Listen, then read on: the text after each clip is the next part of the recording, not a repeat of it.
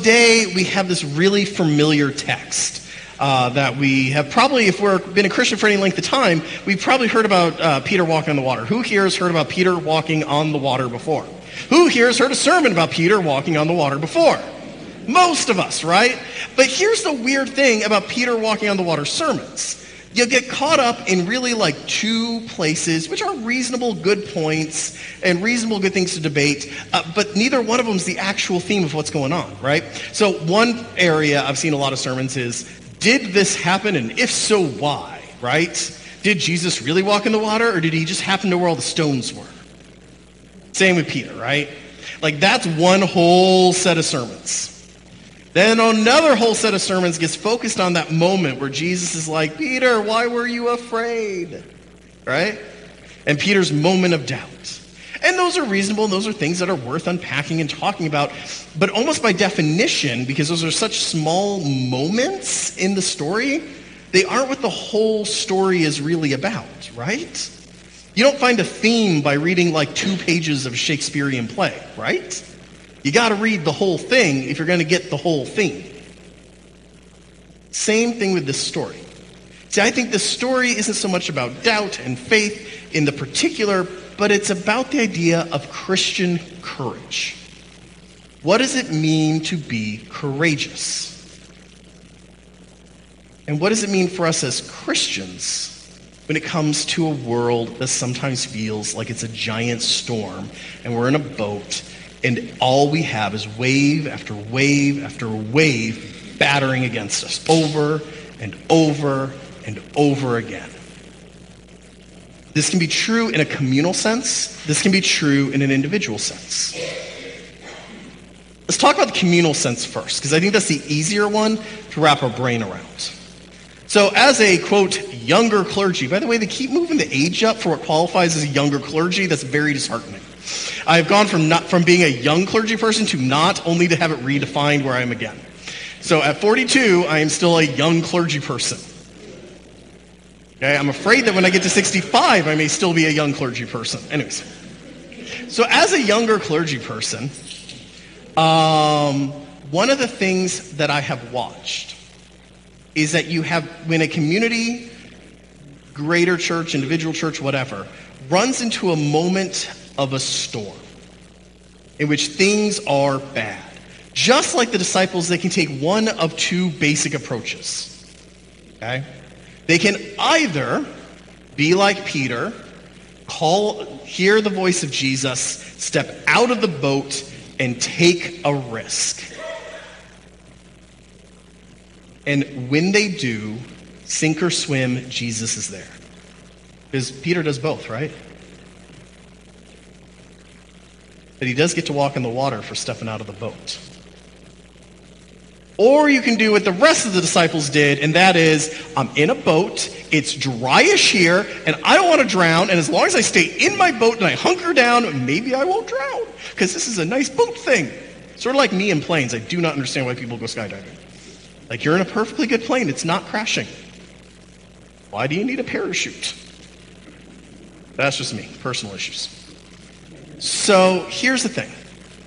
You can respond one or another way.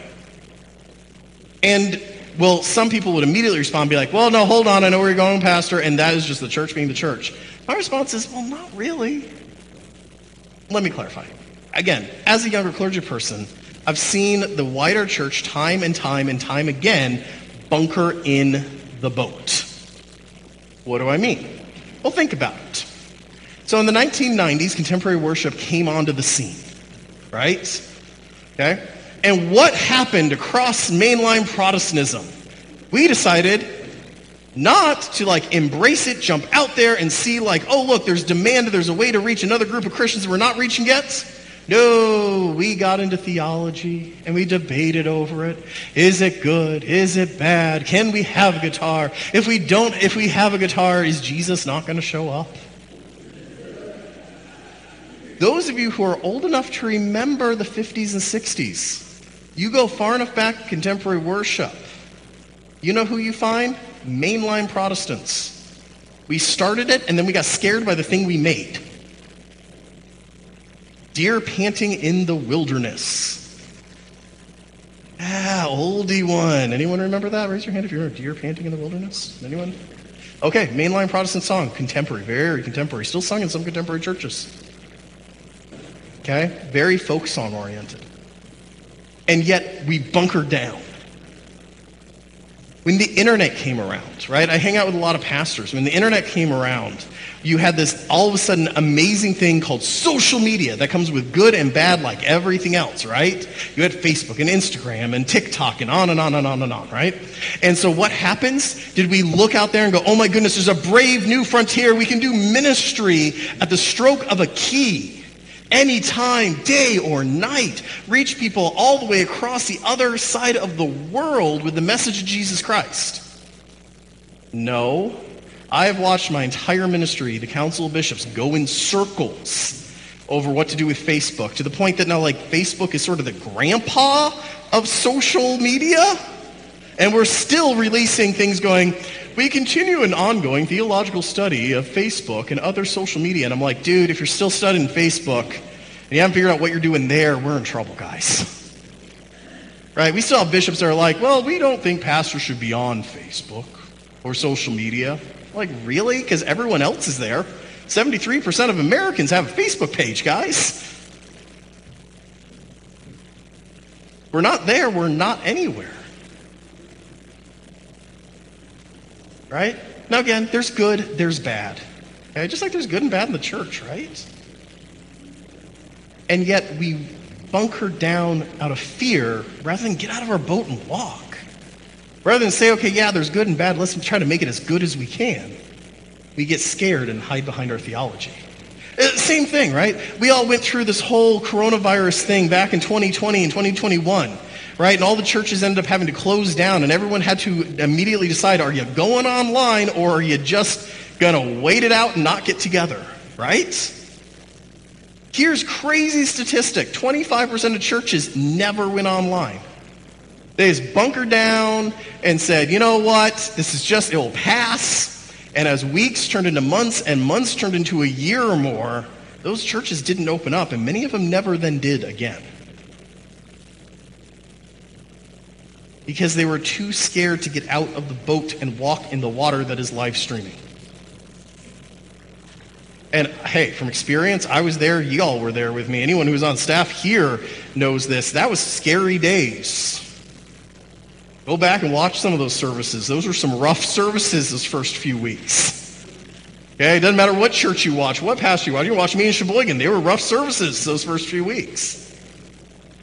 But the churches who cared got out of the boat and walked. Not because they didn't see the storm, but they had belief in Christ and trust in our Lord. That is Christian courage. Now, some people say, okay, Pastor, yeah, it's really easy to look backwards and point to times where getting out of the boat would have been a good idea and then say, well, you know, you should have gotten out of the boat. Great Monday morning quarterback in there. However, if you think through the story itself, the safer thing to do is get out of the boat. Because when you say, hey, great Monday morning quarterbacking, fine, in the particular you can always argue that, but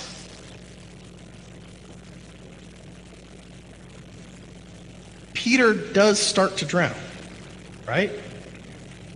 What does Jesus do? Saves him. Jesus does the same for us on a communal or individual level when we step out with Christian courage. We may have that moment where we're like, uh-oh, my feet are underwater now. But Jesus is still there and picks you up. The irony to me of the story, the really deep irony is this. Everyone, including Peter at the beginning of that story, is terrified they're going to drown. Peter does the courageous thing, gets out of the water. And the irony is he is the first to safety. Think about that. There was a moment where Peter has been picked up by Jesus after he starts to drown, where the rest of the disciples had to ask themselves, is he coming to the boat?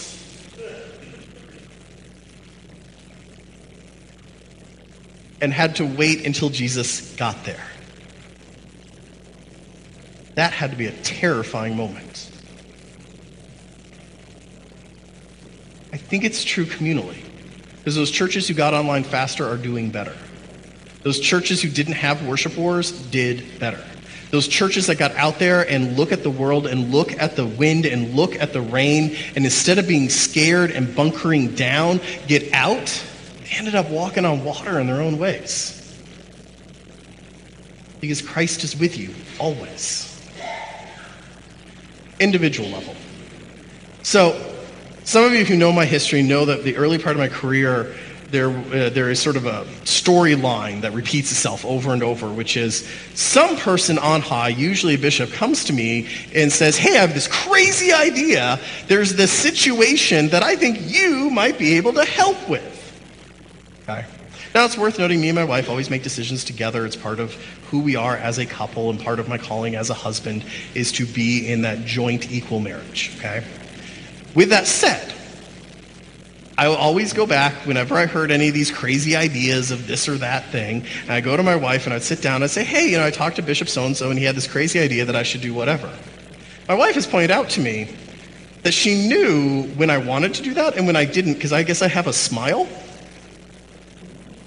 That she says, it's the smile where I know the button's gotten clicked, where somewhere in your brain, well, someone told you something completely insane, and yet you liked it. I gotta admit, she ain't wrong. There was something always attractive to me about trying trying to help a church that no one else was willing to help, or trying to deal with a situation everyone said, that is insane. When I went to Sheboygan, $250,000 deficit every year for 10 years, $500,000 in the bank. Everyone here can hopefully do that math, right? They said, can you get us turned around? All my colleagues are like, you are insane to even try this, let alone move to Sheboygan to try this, let alone move to Sheboygan. And yet, with the help of an amazing team of folks and a great group of congregants, we, in our own little minor way, walked on water when we turned that around. Now, there were moments we were sure we were going to drown, but we didn't.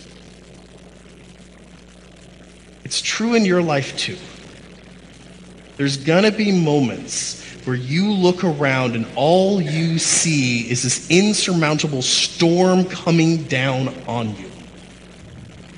Waves battering you day in and day out, and you fear, oh my goodness, the world is about to drown me.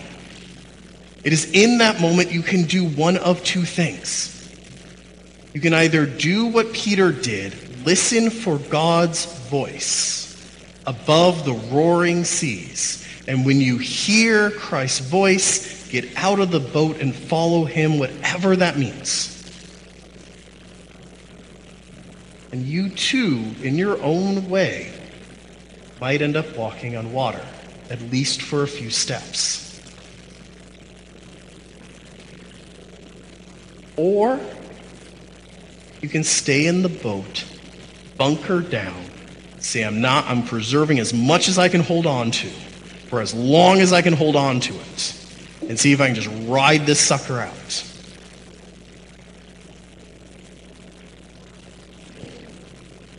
What the Bible teaches us is two things. One, Peter gets saved first and gets to walk on the water doing it. But the others, they're saved also. It just takes longer. So as you go out today, ask yourself in your own life, who would you rather be? Peter or the rest? But no matter who you are, know that God still loves you and will still save you. Either way. Amen.